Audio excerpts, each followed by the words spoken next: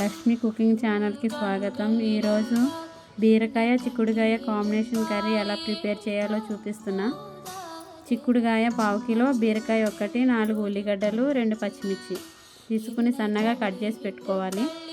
First oil పెట్టి ఉల్లిపాయలు వేసి ఫ్రై చేయాలి. ఉల్లిపాయలు కొంచెం మగ్గిన తర్వాత చిక్కుడుకాయ